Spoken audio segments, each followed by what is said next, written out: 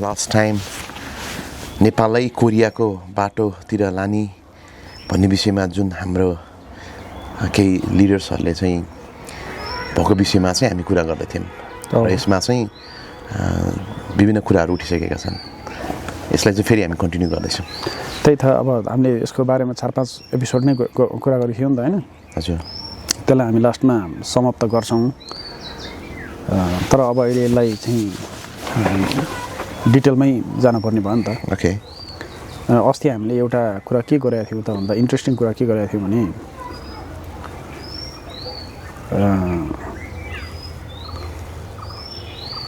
Realist पर्सपेक्टिभबाट हेर्दाखेरि, होइन? Okay. Realist दृष्टिकोणबाट हेर्दाखेरि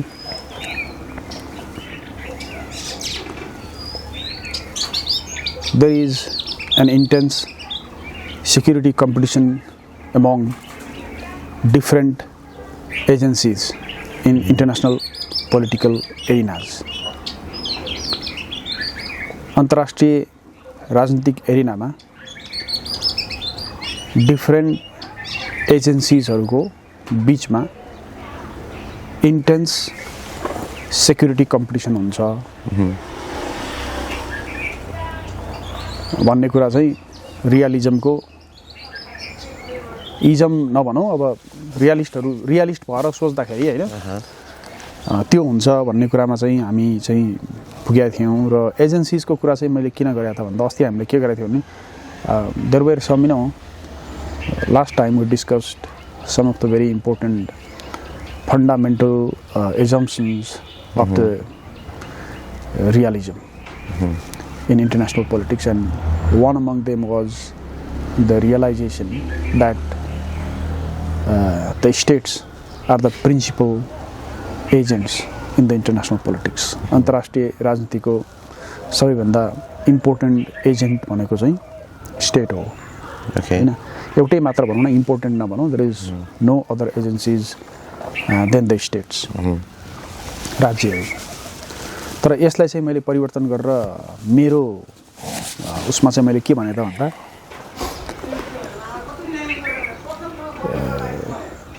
yes, there is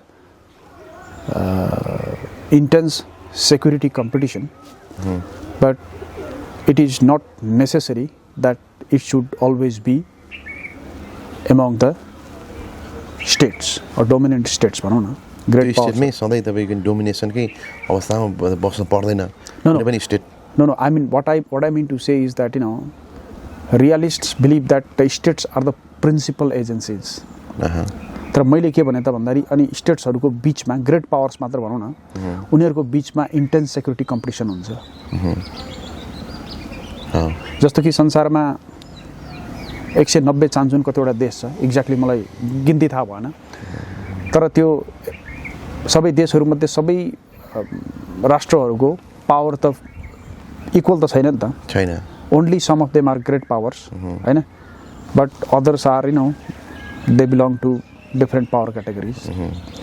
So when I'm talking about it, I'm talking about great powers. But अब यो नेपालको केसमा कुरा गर्दाखेरि ग्रेट पावर्सको कुरो कहाँबाट आयो त भन्दाखेरि त्यो म्याटर गर्छ, इट इज रिलेटेड। र रियलिस्टहरूले के भन्थे त भन्दाखेरि इन्टरनेसनल पोलिटिकल एरिनामा राज्य चाहिँ सबैभन्दा इम्पोर्टेन्ट, एउटै मात्र भनौँ न, इम्पोर्टेन्ट न, एउटै मात्र एकाइ हो। राज्यभन्दा माथि नि हुँदैन, तल पनि हुँदैन। There is a security interaction between the states भन्थे नि। मैले चाहिँ के भने त भन्दा सेक्युरिटी इन्टरनेसनल पोलिटिकल इकोसिस्टममा इन्टरेक्ट गर्ने एजेन्सिजहरू historically, geo historically they go through the evolution. If you look at the history, they have been to the evolution. र कालखण्डमा आइपुग्दाखेरि हामी यस्तो अवस्थामा आज छौँ कि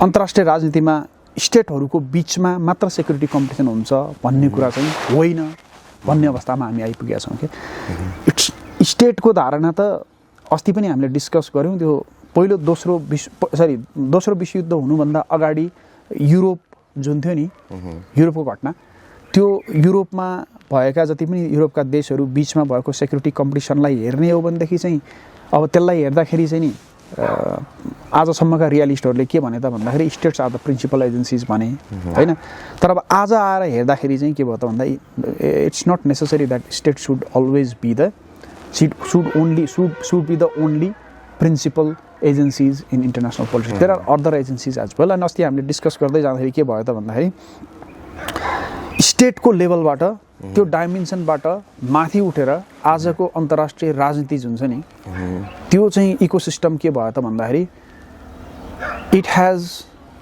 Ryzen from that state dynamics and reach to the regional dynamics. So यसमा अब रिजन भन्ने चिजको चाहिँ उदय भयो क्या त्यो राम्रो पनि हो नो नो दैट मिन्स त्यो रिजनले चाहिँ अलिकति उसको होराइजन त अलिकति बोर्डन हुन्छ तर अब यसको एउटा कुरा के छ त भन्दाखेरि रिजन कसरी राइज भयो त भनेर भन्दाखेरि अस्ति हामीले डिस्कस गर्दाखेरि फर्स्ट द युरोपियन पावर्स अहिले अरूलाई नहेरौँ है त्यसलाई अरू European powers they fought with each other during the time of colonization. Yeah, exactly. The German fought with the French fought with English and Russians. Every one of them, they were in intense security competition. There was a state. They were the state here, the German nation, French nation, Dutch nations. Okay, there was a nations. So there was an intense security competition among them. Right? र त्यो security competition को culminations चाहिँ के भयो त? First World War भयो. र त्यही सेक्युरिटी कम्पिटिसनको कल्मिनेसन्स के भयो त फेरि कन्टिन्युएसन भएर सेकेन्ड वर्ल्ड वार भयो र सेकेन्ड वर्ल्ड वारसम्म पुग्दाखेरि त्यो सेक्युरिटी जुन इन्टरेक्सन थियो नि that interaction that reach to a kind of a situations कस्तो स्याचुएसन्समा पुग्यो त भन्दाखेरि it is almost a kind of an indivisible security. जस्तो कि योभन्दा अगाडि चाहिँ जस्तो कि हामीले के भनेको त realist believe that there is a divisible security security divided means your security is your security my security is my security his security सबैको डिफ्रेन्ट सेक्युरिटी हुन्छ क्या। So I don't have to worry about the other security. No. Yes, no. You have to worry about your, security, but that is a very pathetic condition because there is no higher authority in international arenas to enforce laws and punishment upon you. स्टेटहरु बीचको इन्टरेक्सनमा हुने तलमाथिलाई लिएर कारबाही गर्ने कुनै पनि international agencies त छैन नि। Is there any army? No. Okay, is there any that means there is no such special force त्यहाँ काहीँ पनि त्यस्तो स्पेशल फोर्स छैन जसले चाहिँ इन केस काहीँ केही भइहाल्यो भने केसमा तिम्रो नि अब इन्टरनेशनल रूपमा नै तिम्रो नि त्यसलाई चाहिँ कन्ट्रोल गर्ने त्यो खालको सैनिक छैन त्यो त जस्तो there is a court but that what can you do about the implementation of the verdict of a court? कोर्टले दिएको भर्डिक्टलाई इम्प्लिमेन्टेसन गर्नको लागि के अरेन्जमेन्ट छ त पावर छ त नि? There is nothing. Let's say for example as a state one state committed some kind of an action that is that could be described as not good in terms of the international standard. अन्तर्राष्ट्रिय standard अनुसार चाहिँ moral भएन good भएन राम्रो भएन भन्ने चिज कसैले गर्छ भने त्यसलाई पनिशमेन्ट दियो कुनै कोर्टले चाहिँ फलानु स्टेटले चाहिँ यो गल्ती गर्यो यसलाई पनिशमेन्ट दिनुपर्छ भनेर त्यो पनिशमेन्ट दिइसकेपछि त्यो पनिशमेन्टलाई इन्फोर्स गराउन सक्ने कुन पावर छ त? छैन के पनि छैन। और अझ भन्दाखेरि त्यो स्टेटको लेभलमा ग्रेट पावर्सको लेभलमा ओके यसो सानातिना स्टेटलाई त छ ग्रेट पावर्सको लेभलमा त्यसलाई इन्फोर्स गराउन सक्ने के छ त ल्याकत के छ त? के पनि छैन। Is there any? Nothing. So there is a very intense security competition. It's okay. तिमीले के गर्छौ मैले के गर्छु मैले केही गलत गरे तिमीले केही गलत गर्छौ कुनै स्टेटले गलत गर्छ भने त्यो स्टेटलाई त्यो इन्टरनेशनल रुल्स एन्ड रेगुलेसन्सलाई इन्फोर्स गराउन सक्ने कुनै पनि एजेन्सीज नभइसकेपछि त आफ्नो सुरक्षा आफै गर्नु पर्यो नि त। र तिमी पनि सधैँ डरमा छौ म पनि सधैँ डरमा छु भनेर भनिसकेपछि you don't know what is my intention and I don't know what is your intention. That is my that is and there is no higher authority to protect you and me. So in that conditions, it is essential for you to maximize the power. तिम्रो आफ्नै पावरको different dimension self power बढाउनु पर्छ भन्ने हाम्रो थियो नि त. त्यसमा त्यो जुन एजेन्सीज इन्टरनेसनल एजेन्सीजहरुको त्यो इन्टरेक्सन्सको पोलिटिक्समा अस्ति हामीले त्यो कुरा गर्यौं नि. रियलिस्टहरुले यसरी चाहिँ भ्यू गर्छन् भनेर रियलिस्टहरुले यसरी भ्यू गर्छन् भन्दाखेरि त फेरि अरूले अर्कै तरिकाले भ्यू गर्छन् भन्ने पनि त होला नि. अहिले हामी त्यता नजाउँ. म चाहिँ स्ट्रिक्टली के भन्छु त भन्दाखेरि रियलिस्ट नर्म्स एन्ड प्रिन्सिपल्समा जे रियलिस्टले जे हुन्छ नि त्यसमै यो संसार चल्छ. ओके. सो अब मैले अहिले भन्न खोजेको कुरा चाहिँ के हो त भन्दाखेरि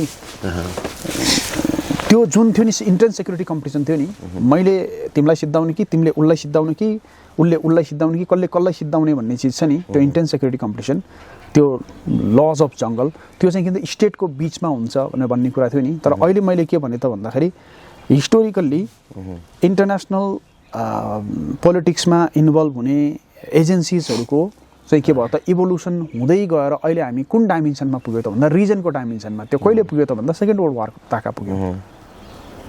कुरा बुझेनौ? ओके. सेकेन्ड वर्ल्ड वार ताका पुग्यो नि त. त्यसमा के भयो त भन्दा there is a situation means there was an intense security competition among the states of the युरोपका स्टेट्सहरूको बिचमा इन्टेन्स सेक्युरिटी कम्पिटिसन थियो हैन. त्यसको कल्मिनेसन सेकेन्ड वर्ल्ड वार भयो र त्यो कस्तो सिचुएसन पोइन्टमा पुग्यो त भन्दाखेरि that security competition, if you look at it, okay, that it was no longer there after the Second World War, because there is a kind of structural pyramidal arrangement. जस्तो कि सबैभन्दा टपमा को थियो त भन्दा अमेरिका थियो. पोलिटिको मिलिटरी लेभलमा अरु कुनै पनि देशको मिलिटरी छैन. उसलाई एसिस्ट गर्नको लागि फ्रान्सको छ as an allied power, but that is just a subordinate, and ब्रिटेनको छ. अब अरुको त खास वास्तवमा सेक्युरिटी किन सेक्युरिटी टोटली प्रोवाइड गर्ने कसले त भन्दा अमेरिकनले गर्ने हो नि त. अनि त्यसको पोलिटिकल अरेन्जमेन्ट चाहिँ के भयो त भन्दाखेरि पोलिटिकल अरेन्जमेन्ट भन्दाखेरि अर्थ राजनीति चाहिँ उनीहरुको के भयो त भन्दाखेरि नेशनलिस्ट क्यापिटलिजम. इन्टरनल्ली हेर्दाखेरि नेशनलिस्ट क्यापिटलिजम, एक्सटर्नल हेर्दाखेरि चाहिँ इन्टरनल भनेको त्यो देशै भित्र अमेरिका भित्र और भनौं त्यो पुरा इन्टायर रिजनको कुरा गर्ने भने यिनीहरुको के हो त नेशनलिस्ट क्यापिटलिजम. नेशनलिस्ट क्यापिटलिजम के हुन्छ त भन्दाखेरि नेसनको वरिपरि क्यापिटलिस्ट नेशनलिजम भनौं न. क्यापिटलिस्ट नेशनलिजम नेशनलिस्ट क्यापिटलिजम फरक छ. इम्पोर्टेन्ट कुरा के भयो त नेसन भन्ने चीज भयो हैन. र त्यो नेसन्सको रेजिमलाई चाहिँ सेट गर्ने चाहिँ जो एक्सिस भन्छ नि, त्यो जति पनि नेसन्सको एलिमेन्टहरु छ त्यो एलिमेन्ट जसमा जुन एक्सिसमा रिभल्भ हुन्छ त्यो एक्सिस चाहिँ के हो त भन्दाखेरि नेशनलिस्ट क्यापिटलिजम. यो राष्ट्रको एक्जिस्टेन्सको भावना त्यहाँ महत्त्वपूर्ण भूमिका खेल्छ. जस्तो कि Dutch people were Dutch, French were French, English were English, they were very much conscious about their nations हैन. एन्ड आफ्टर दैट उनीहरुको इकोनोमिक प्र्याक्टिस चाहिँ कस्तो भयो त भन्दाखेरि क्यापिटलिजम.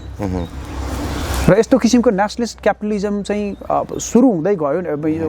अनि यसको इन्टरनल चाहिँ नेशनलिस्ट क्यापिटलिजम हुन्छ र यसको एक्सटर्नल गइसकेपछि यसको फरेन पोलिसीमा इम्प्लिमेन्टेसन गर्दाखेरि जस्तो कि फरेन पोलिसी अब त स्टेटको लेभल रिजनको लेभलमा गयो नि. रिजनको लेभलमा गइसकेपछि अब यो रिजनले अरु कुनै रिजन अथवा रिजनमा भएको देशसँग कस्तो किसिमको व्यवहार गर्छ त, पोलिटिकल रिलेसन हुन्छ त भनेर भन्दाखेरि त्यसलाई चाहिँ के भन्छ त भन्दा त्यसको इन्टरनल क्यापिटलिस्ट नेशनलिजमको एक्सटर्नल रूप चाहिँ के भयो त भन्दाखेरि नेशनलिस्ट कोलोनियलिजम हुन्छ के. कोलोनियलिजम नेसनको कन्सियसमा भएको कोलोनियलिजम हैन. जस्तो कि डच र इङ्ग्लिसको बिचमा रिलेसनशिप हुँदाखेरि त्यो के भयो त भन्दा एउटै रिजनको दुईटा एन्टिटीजहरु उनीहरुको बिचमा जुन अघि हामीले भन्यौ नि इन्टेन्स सेक्युरिटी कम्पिटिसन हुन्छ एजेन्सीजहरुको बिचमा भनेको त्यो हुँदैन. ओके. तो Dutch took security of English as their security and English took security of Dutch as their security. यो सेकेन्ड वर्ल्ड वार भन्दा पछाडी त्यो अगाडि थिएन है. अगाडि that was a zero sum game between them. English were so much in fear concerning the French, and English were so much in fear concerning the Germans. English were in so much fear concerning the Americans. But after Second World War, So English were not fearful of Americans. To some extent भनौँ न. Okay, so that means that there is a regional unison भन्छ नि. Okay, एकात्मकता unit त्यो आयो नि त उनीहरूको रिजनमा. So that means to some level that was an indivisible security भन्छ नि. सबै हामी सबैको साझा सेक्युरिटी. अनि त्यसपछि अब त्यो सेक्युरिटीको फरेन पोलिसी फरेन रिलेसन चाहिँ के भयो त भन्दाखेरि कोलोनियल क्यापिटलिजम. त्यसको चाहिँ अर्थ राजनीतिक बेस चाहिँ के भयो त भन्दा कोलोनियल क्यापिटलिजम. जस्तो कि अब त्यो रिजनले नेपालसँग व्यवहार गर्दाखेरि चाहिँ कस्तो हुने भयो त, अथवा इन्डियासँग व्यवहार गर्दा कस्तो हुने भयो त. त्यो त इन्डिया नेपाल त फरेन भयो नि त त्यो रिजनबाट. Colonial capitalism.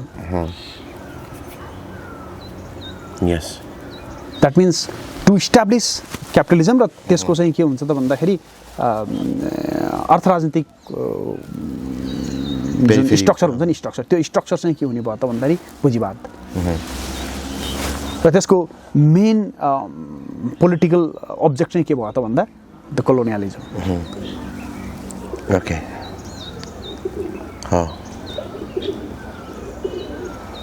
So you are still thinking about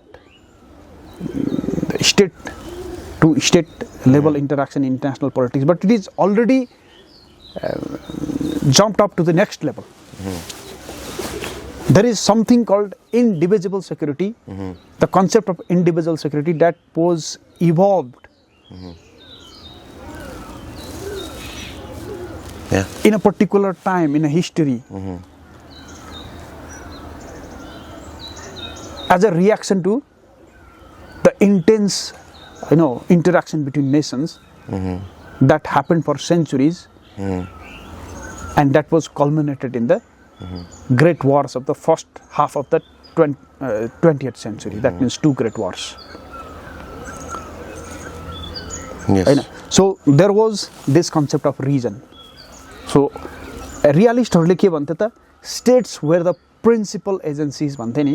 but अहिले आएर मैले यहाँ के भने त नो, त्यो स्टेटको लेभलबाट के भइसक्यो त माथि उठिसक्यो. केमा गइसक्यो त अब रिजनको लेभलमा गइसक्यो.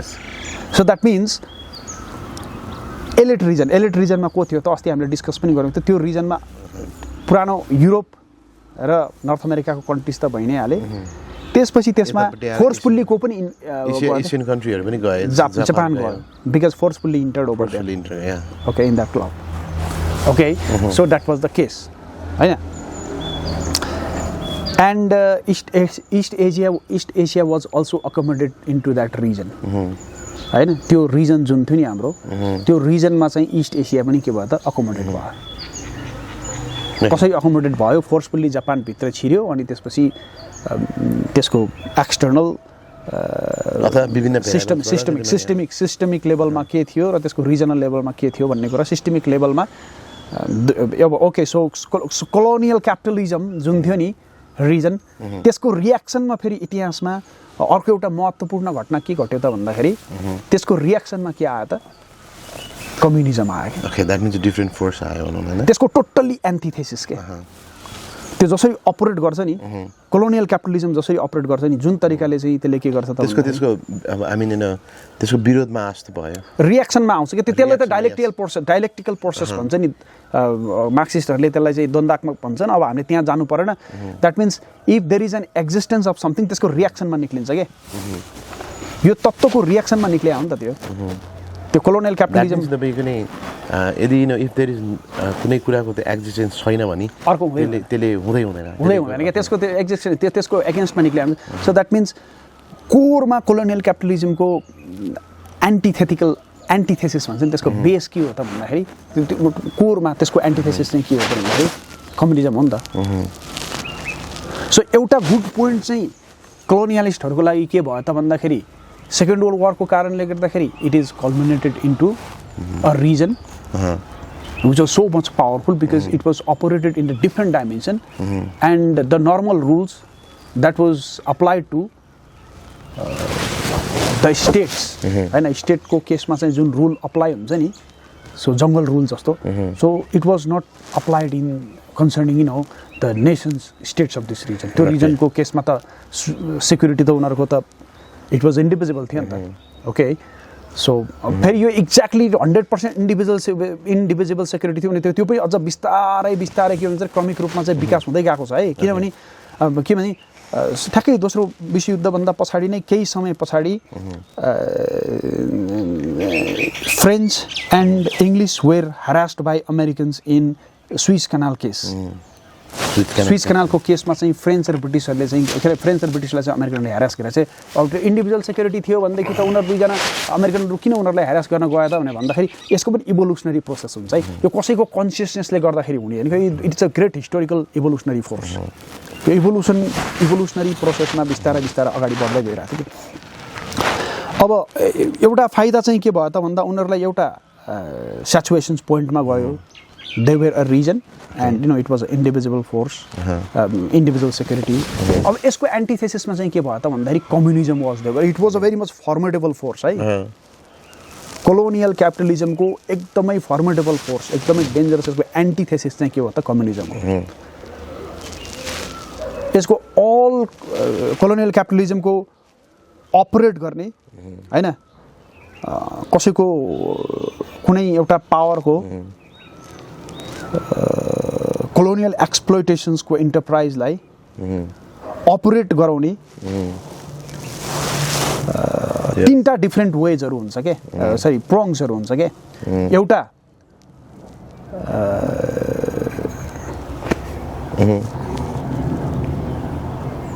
तीनटा डिफ्रेन्ट प्रोङ्सहरू हुन्छ के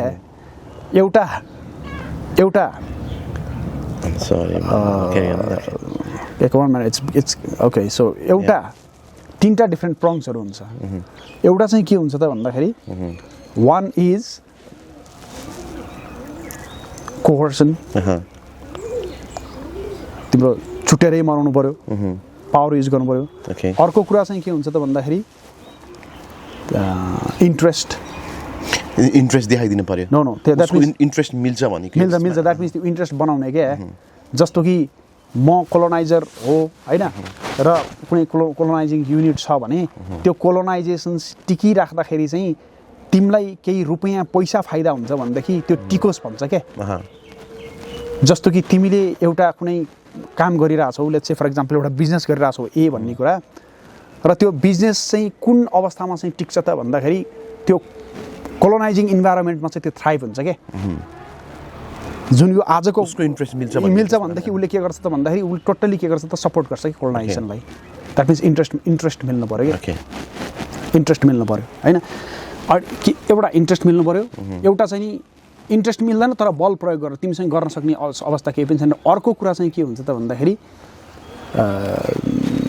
that is more important that is normalising power भन्छ क्या द्याट मिन्स तिमीलाई बल प्रयोग गर्न नि पर्दैन तिमीलाई इन्ट्रेस्ट मिल्नु पनि पर्दैन तर तिम्रो वर्ल्ड भ्यू नै त्यसरी तिमीले हेर्छौ कि तिम्रो हेर्ने दृष्टिकोण नै त्यही हुन्छ कि जस्तो कि तिमीलाई पैसा पनि चाहिएन तिमीलाई बल पनि प्रयोग गर्नु परेन तिमी किन त्यसरी गर्छौ that is the moral ethical standard of the time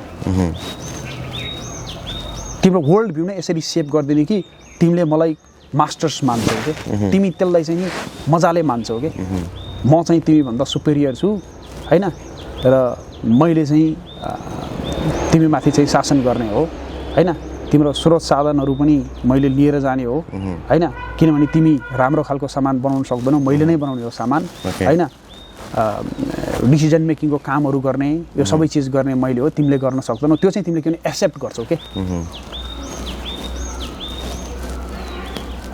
There are three ways हैन र यो तीनटै किसिमको चाहिँ पावर हुन्छ नि यसले चाहिँ के भन्छ त भन्दाखेरि एउटा कोलोनाइजर्सहरूले कोलोनाइज्ड सोसाइटीमा आफ्नो दबदबा क्रिएट गर्छ हेजेमोनी क्रिएट गर्छ हैन र यसको एगेन्स्टमा चाहिँ यसको चाहिँ तिम्रो के भन्ने एकदम इम्पोर्टेन्ट फर्मेडेबल फोर्स चाहिँ यो एलिमेन्टको जुन चाहिँ कोलोनियल क्यापिटलिजम थियो नि त्यो कोलोनियल क्यापिटलिजमको एकदमै एन्टिथेटिकल त्यसलाई चाहिँ मजाले पछार्न सक्ने पावर भनेको चाहिँ के हो त भन्दाखेरि त्यसको रिएक्सनमा बनेको चाहिँ कम्युनिजम हो ओके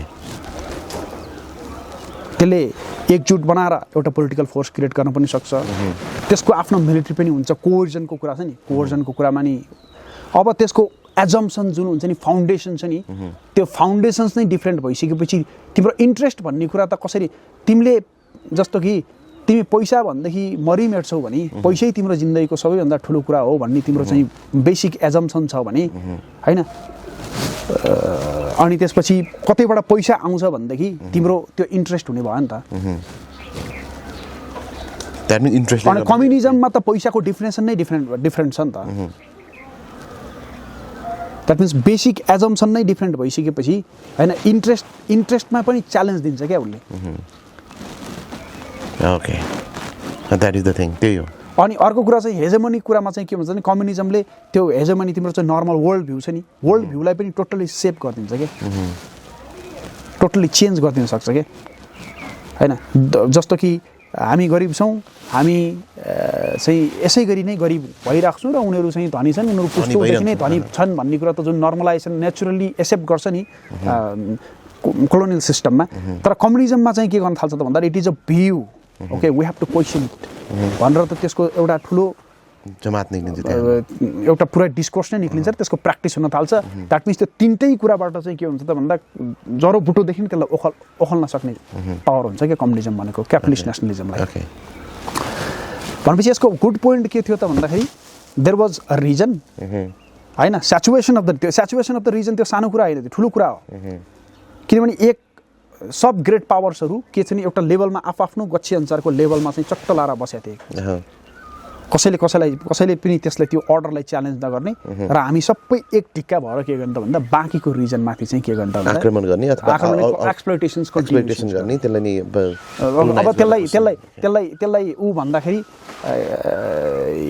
क्यापिटलिस्ट नेसनलिजम जुन आधार प्रिन्सिपल हुन्छ नि त्यसले चाहिँ आफू भित्रको पावरलाई कन्सोलिडेसन गर्यो भित्री पावरलाई कन्सोलिडेसन गर्ने तत्त्व चाहिँ के भयो त भन्दा एक्सिस भनेको थिएँ नि मैले जसको अगाडि रिभल्भ गर्छ त्यो चाहिँ के भयो त क्यापिटलिस्ट नेसनलिजम भयो अब त्यसको फरेन रिलेसन्समा त्यसको इम्प्लिमेन्टेसन चाहिँ के भयो त भन्दा क्यापिटलिस्ट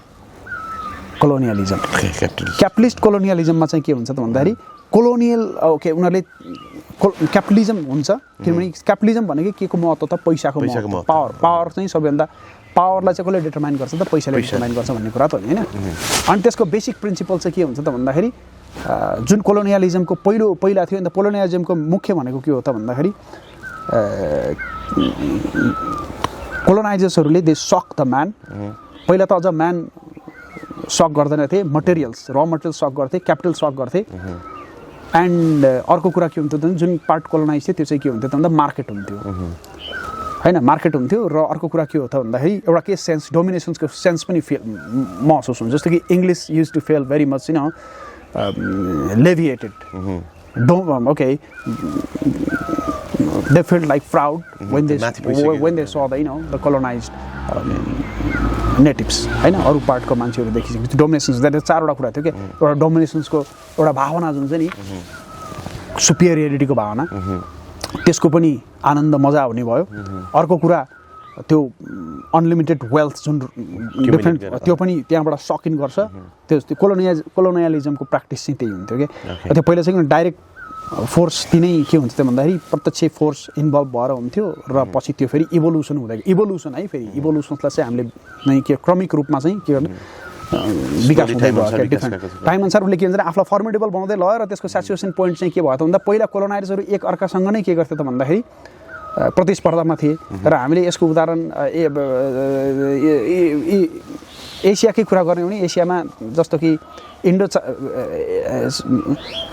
चाइना भन्छ इन्डो चाइना भनेको बेसिकली फ्रेन्च कोलोनियल पार्ट जस्तो क्याम्बोडिया भियतनाम यिनीहरू अब यता इन्डिया बर्मासम्म के भयो त भन्दा इङ्ल्यान्डको कोलोनी जस्तो कि इन्डोनेसिया नेदरल्यान्डको डच कोलोनी द्याट मिन्स सबैको आफ्नो कोलोनी र उनीहरू एकअर्का बिच चाहिँ के हुन्छ प्रतिस्पर्धा चाहिँ थियो त्यो प्रतिस्पर्धा भए पनि उनीहरूको सिभिलाइजेसनल पोइन्ट अफ भ्यूबाट इभोल्युसनरी है इभोल्युसनरी चाहिँ के हुन्छ भने जानेर होइन इभोल्युसनरी त्यो कम्प्याक्ट चाहिँ उनीहरूले पहिलेदेखि बिस्तारै फर्म गरेको छ वी युरोपियन्स एन्ड नेटिभ्स भन्ने त थियो नि उनीहरूलाई थियो होइन अनि त्यसको चाहिँ त्यो धारणाको कल्मिनेसन त्यो पोलिटिकल लेभलमा त्यो त एउटा कल्चरल लेभलमा के थियो त भन्दाखेरि we and other natives other colonize peoples भन्ने थियो नि त त्यसको पोलिटिकल्ली एकदम फर्मेडेबल स्ट्रङ कल्मिनेसन्स चाहिँ कहाँ पुग्यो त भन्दाखेरि सेकेन्ड वर्ल्ड वारमा पुग्यो र पोलिटिकल्ली नै के भयो त भन्दा त्यो एउटा स्ट्रङ रिजनमा फर्म भयो त्यो सानो कुरा थिएन क्या त्यो सो द्याट मिन्स सबैले के हुन्थ्यो उनीहरूको आफ्नो अर्डर थियो कि अबदेखि के गर्नेवाला थिएन नि त भन्दाखेरि डचहरू अमेरिकनसँग झगडा गर्नेवाला थिएनन्, फ्रेन्चहरू अमेरिकन्स इङ्ग्लिससँग झगडा गर्नेवाला थिएनन्, उनीहरूकोमा अर्डर थियो के